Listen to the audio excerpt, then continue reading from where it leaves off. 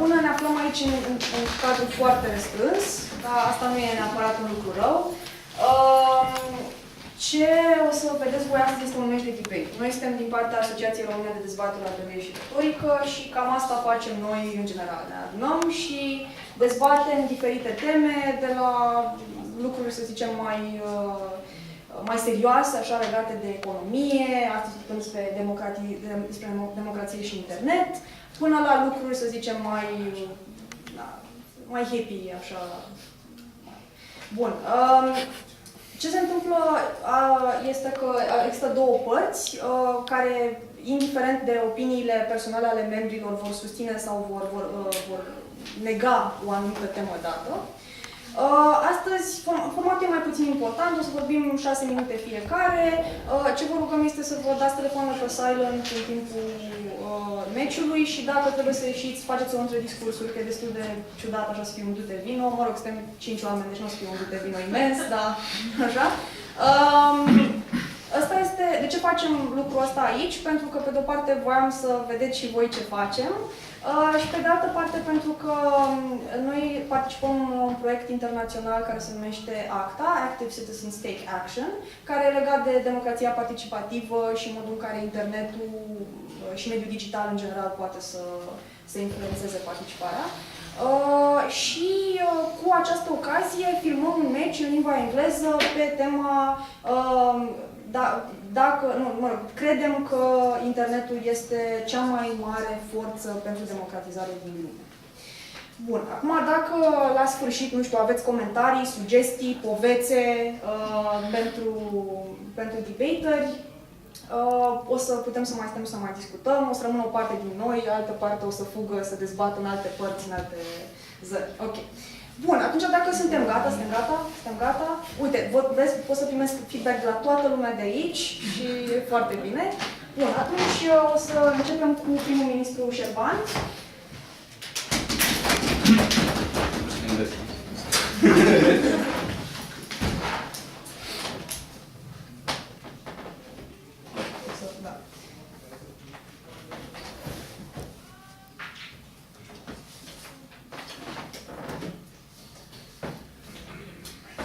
Ladies and gentlemen, my role as Prime Minister is to open up the debate and set the grounds of this debate, like explain what the major terms in the motion mean and what we mean to say when we say that the internet is the greatest force for enabling democracy and for spreading democracy in the world. Well, firstly, we have to think of democracy and to really understand what democracy means, what it theoretically means, and what it actually becomes in real life. Democracy is supposed to mean power to the people, right? So that's a pretty simple concept. What we say is that in the world, like so far, we've seen that power isn't really in the hands of the people. Like power is shared with the people by the elite structures in society, and this has been the case, like especially in the 19th century and the beginning of the 20th century. And we see it still is, unfortunately, the case in most of the world, if not all of the world, that power is never exclusively in the hands of the people, even if people have some right to vote, some right to petition, some right to protest, and so on and so forth. And we think that this is why democracy needs improvement, right? We think that this is why there's a fight for enabling and growth of democracy, even in the democratic world. Not to mention that in the world today we have countries that are not democratic by any standard, that are full-blown dictatorships, places that that reject democracy explicitly. And we think that these are all things that we want to do, like by enabling democracy. And I think these are all things that the internet powerfully enables. We have to set a standard between what it means to have democratic, like to be a democratizing force, and being the greatest democratizing force. What we think is that the internet is the greatest democratizing force because it enables any other force there is out there. Because it potentiates any initiative to spread democracy, to strengthen democracy, to grow democracy. Why is this? Let's look at a few things that can grow democracy. We think one of the major things that can grow democracy is education. Is people being aware of issues in their societies, in their communities, and in the world. Actually citizens having the mental capability of engaging with their government, of engaging with the power structures. If they don't understand, if they don't know, if they've never heard of issues, if they don't understand what problems people face, then citizens can never be active, and therefore they can never have power. No thanks, Dave. Secondly, the most important thing, like the second most important thing, is the idea of actually gaining access, of actually having, even if you know, even if you have the knowledge, even if you have the intelligence, even if you have the understanding to engage, you need to have a platform on which to engage, like to discuss in the public sphere. Most people don't pop up on TV and say what their opinion is. Most people don't get a voice in newspapers. Most people don't even get a voice in active civil society, right? It's not like NGOs just allow everyone to come in and just voice their concerns. We think that that's another democratically enabling force. And the third thing is the ability for a non-democratic society to actually enact change. And this is also terribly important. Let's talk about education. We see that education is great, but the fact of the matter is formal education simply doesn't achieve a widespread informing of citizens. We think that the internet does achieve that. Because it's like when you have access to the internet, an event that happens in the world is at a click away from anyone that has internet access, from absolutely anyone, from all the corners of the world. We think that this is massively important. There is no other means of communication that can enable being informed as much as the internet can in this sense. Secondly, we say that it's also about an understanding, because it's very easy within isolated countries for government-run education structures to indoctrinate, to set their own side of the story. Like in formal education, in education that's available through print and through teachers or lecturers saying things to you, you have access to one worldview. And that worldview is usually the one that is favorable to the power elite structures of the place you're living in. But when you have access to the internet, you have very easy access to different worldviews, to the perspectives of others, and to perspectives that are against the power structures in your community and in your society, and therefore you are enabled at an informational and knowledge level to actually be able as an individual to at least mentally engage with the power structure, therefore enabling you to be an active citizen. Go. Do you think that the power structure is inherent to democracy? Do you need it for a functioning democracy to actually function? We think the power structures exist. We're not sure if it's necessary for democracies to function. We're not sure if it's ever going to be possible to have a direct democracy. But the point is, it's more democratic when you have more control in the people's hands of the power structures that exist. And I think that that's what we're improving. Now, secondly, let's turn to this idea of actually gaining access. The internet is amazing in that sense because it allows people to actually put their concerns online in the public sphere. Post them on environments such as Facebook. Yeah, that might sound trivial, but it actually is really, really important because some people will never have any other chance to make a public statement about any important issue except on Facebook and Twitter. We think that that's massively important, right? We think that that gives those people, even if let's say it doesn't even if what they post there isn't viewed by a lot of people, it still gives them a sense of involvement. It still gives them an extra sense of it matters for me to be involved in politics, it matters for me to be involved in the democratic system, and therefore gives an extra chance for these people to voice their concerns. And we see when overall you have more people involved in actually voicing their concerns, having opinions about politics, and therefore going to vote, having some sort of political initiative, you grow democracy. But let's look at the situation in which you're faced with actually changing a non-democracy into democracy. We see that usually the way that's been employed so far, or at least in the first half of the 20th century, has been some other country invading, killing, ravaging that country, and installing democracy. Or you've had violent revolution, or revolution imposed by some sort of elite that knows better and wants to involve everyone in society. While we think that that might, in the end have turned out well for some places like France, we think that overall it's much better to live in a society in which the people actually have an empowerment to come and create democracy from the grassroots. We think that the first examples of this have been in the Arab Spring.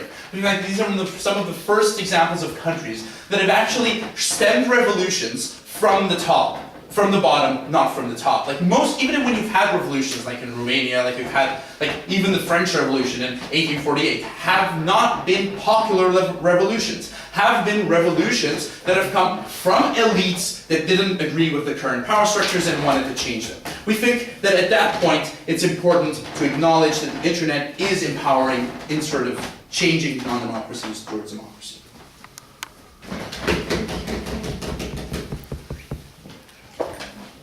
Okay, we thank the Prime Minister for his speech, and now I invite Dave to open the opposition's line. Thank you, Madam Speaker. Now, essentially, looking at the debate today, the question we have to ask ourselves is, more rather, what amounts to something being the greatest democratizer, if you will?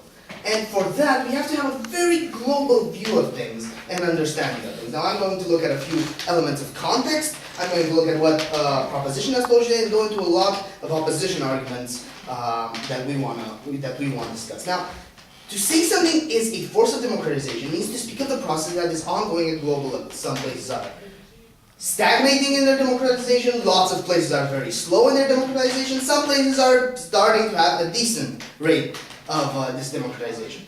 The question is, when we're discussing about the global effect of a tool between humans, we have to acknowledge the breadth of that tool.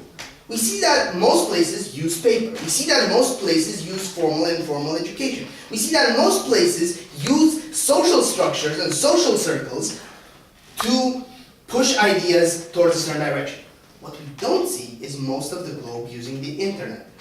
5 in 6 people never get on the internet.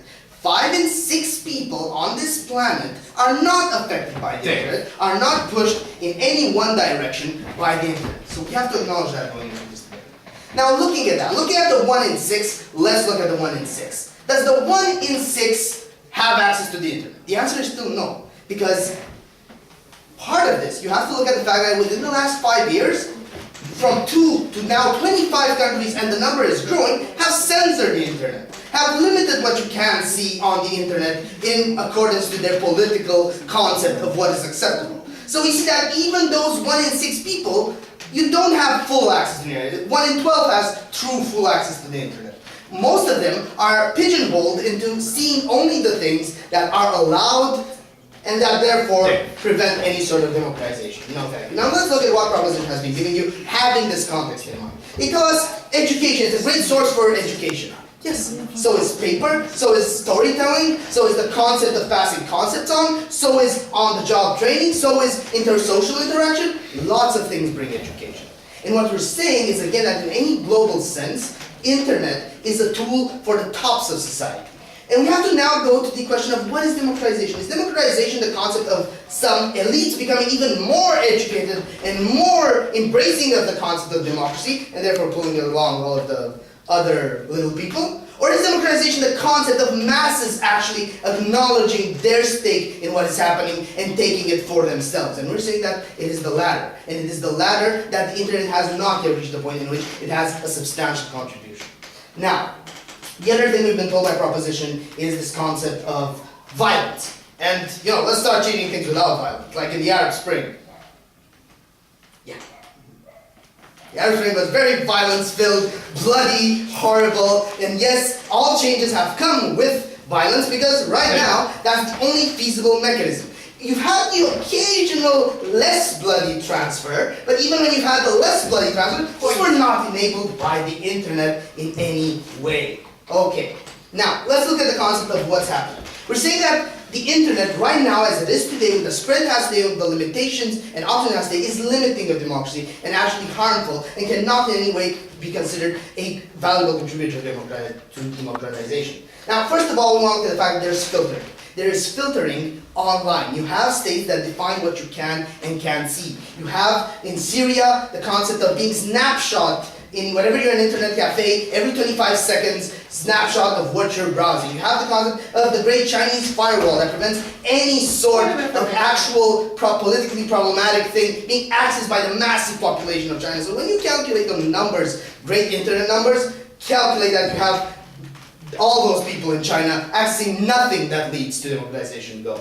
So you're actually saying that the internet is a wonderful force for democratization if only we wouldn't censor it. I'm not denying that it could be a force for democratization. I'm not denying that it could end up there. The question in this debate, however, is it? Is it now? And we're saying that, yes, with 1 in 6 people using it, with only elites being touched by it, and so many other problematic things that I'm going on, no, it isn't right now. Good. Now then, so we say there's filtering. We're seeing there's filtering that not only doesn't give you access to democratization, but pushes you against democratization. Because when you cut off access to ideas of democratization, what you're left with is for the ideas against democratization to advance a lot faster. So the internet is therefore in these places where we have censorship, which is already 25 countries and growing in massive countries like China, you have the fact that the internet is on the contrary a tool against democratization because you pigeonhole only to those ideas that are coherent with the non-democratic directions these states are going in. Second of all, we have the concept that you have, even in places where the internet is freely used, that we have lots of advancement of non-democratic concepts. Looking at how strong Golden Dawn propaganda is on the internet. Looking at how jihadist groups push for heavier and heavier non-democratic leaderships for the Arab world. No thank you. You see that the internet goes both ways. Non-democratic from the terribilistic teenager who wants order in his society, there should be a smart dictator, to the actual organizations doing systematic propaganda on the internet, you see that it goes both ways, and that the internet also heavily goes against democracy.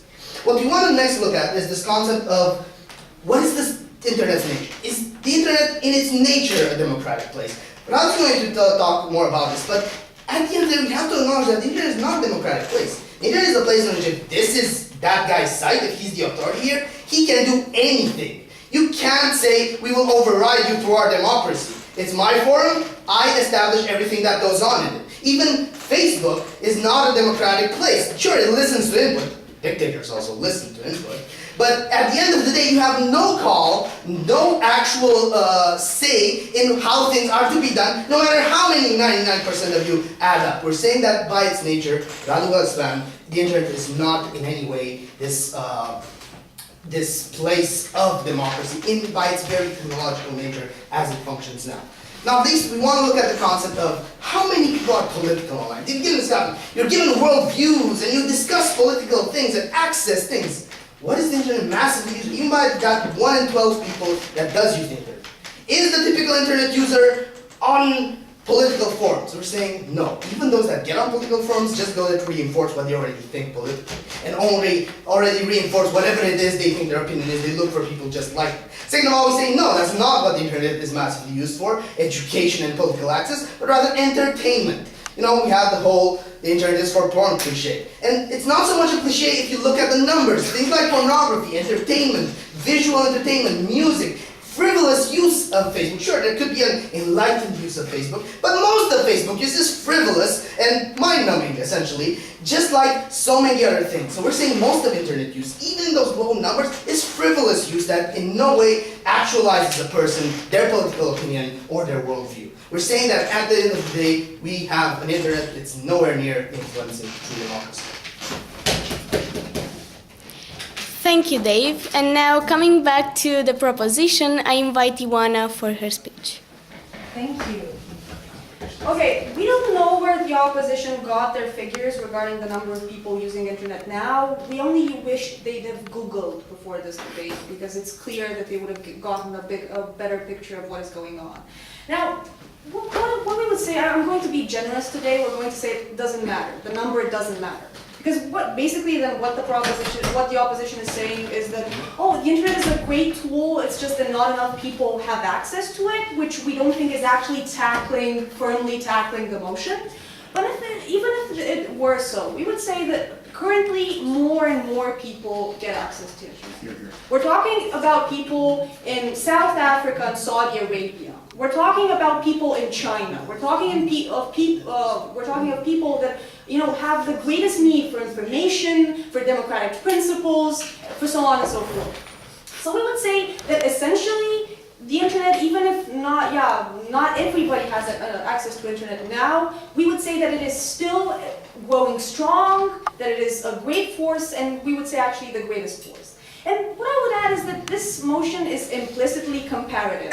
That means that if the opposition is going to tell us that it's not the greatest force, then they should better come up with an alternative. Now, what we've tried to show you today, no thank you, what we've tried to show you today is that it is growing and it is intrinsically democratic. I'm going to develop and rediscuss some of the arguments that my colleague has brought up about that.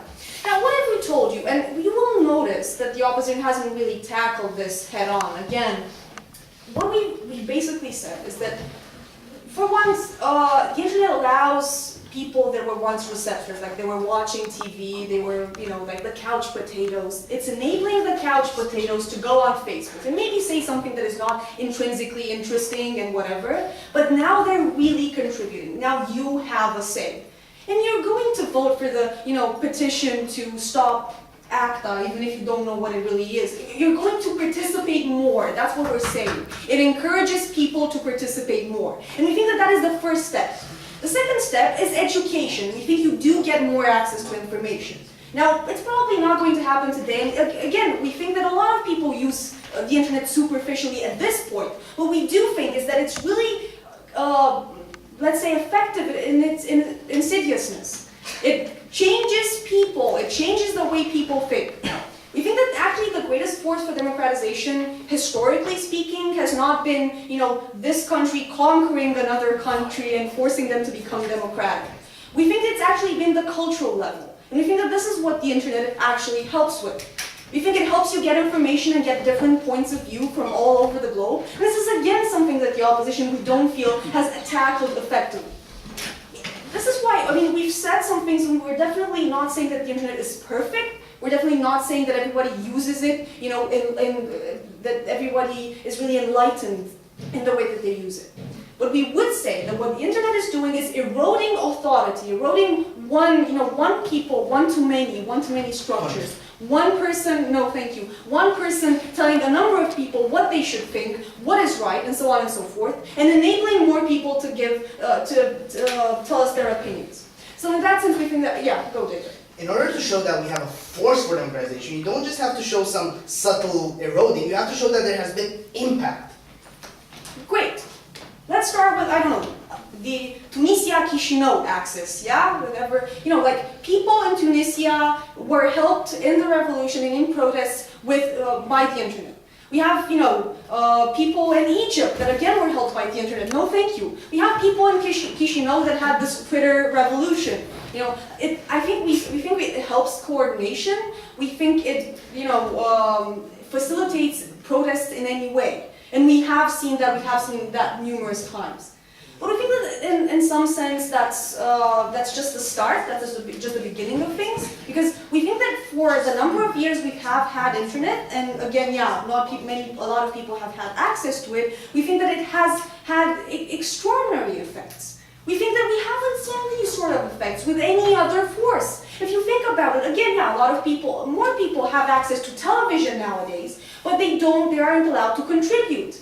We think that the fact that the internet creates platforms that facilitate this sort of communication is, again, something that cannot be denied and makes it the greatest force for democratization. It makes it special and it has a very specific way of enabling communication. Now, what we would add to that was, no thank you. What the opposition basically said today was, apart from the fact that, not a lot of people have it, and we totally agree, we would really like for more people to have internet, but we think that the numbers are rising, so the problem is slowly becoming smaller. What we would say, that what they also said was that, well, we still have violence. The internet isn't effective enough. We still have violence. Look at the Arab Spring. Oh, that was terrible. Okay. What I would say is that, and I think Sherburne made that pretty clear during his arguments, was that what we're basically changing is that it's no longer a coup d'etat. It's no longer a fight between two groups, two elites that the opposition is talking about. Now the revolutions are starting from the ground up. So in that sense, we think that we do have a smaller chance that violence will erupt. We think that in any sense we encourage participatory democracy, and that is definitely a plus. Now, is it only for elites? Well, again, we think that maybe it started with elites, but now it's slowly moving towards the everyday, the common man. So, looking at the facts, we think that the internet is intrinsically democratic because it allows us to contribute not only to perceive things, to be a receptor, because it allows us to coordinate to change things, and because it gives us the information, the impulses needed to change things. So, we beg you to propose. Thank you.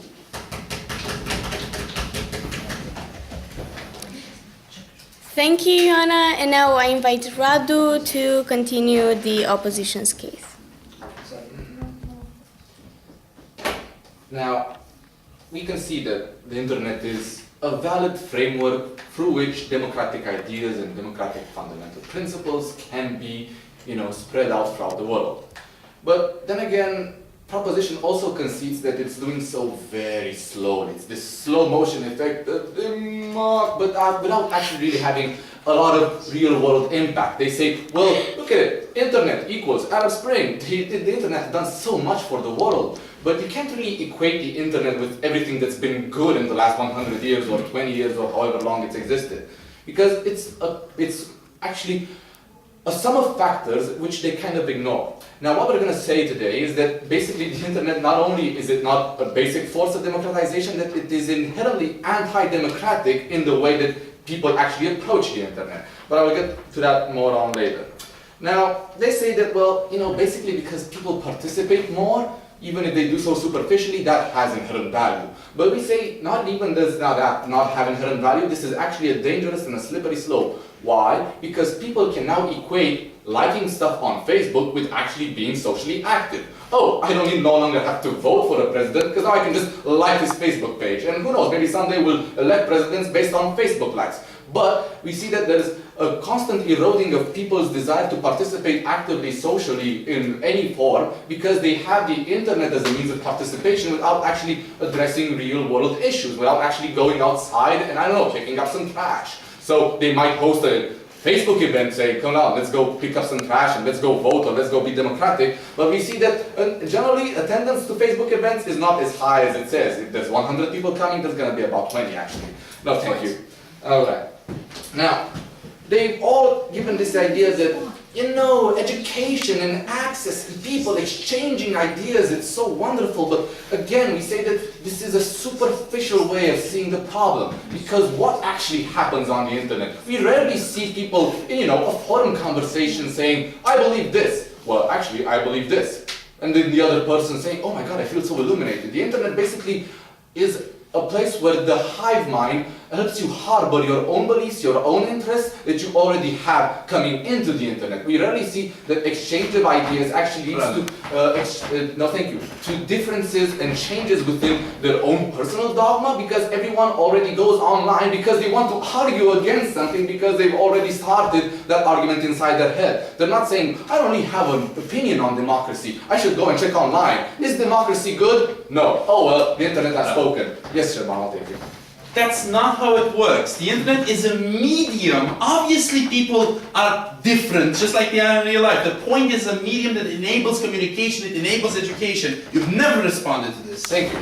It enables it, but again, a lot of things a book enables education. We have to look at the impact of the book. Because again, we know that the impact of one book is that one person can read it at a time. No, thank you. Again, we know that the internet has a lot of impact, but it's certainly not the greatest force of democratization in the world. If they want us to give counterexamples, we can give a few just, to start them off. Violence might be just as powerful a measure of democratization, because if you force people violently to be democratic, well, that might be more efficient in the long run. Or maybe, let's say, water is a basic force of democratization, because in the places of the world which they don't have clean water to drink, they're never even going to think about the idea of democracy or equal rights or things that we take for granted. Or even more so, maybe the Pope is a better force of democratization. Why? Because, well, 1 billion Facebook users, 1 billion Christians, let's say, maybe the Pope could have more influence than, let's say, the internet does. But again, we don't see that the internet has the sole impact right now with the reach that it has throughout the world, especially throughout the Western world, in which we all know what we believe. And even in that case, in which we can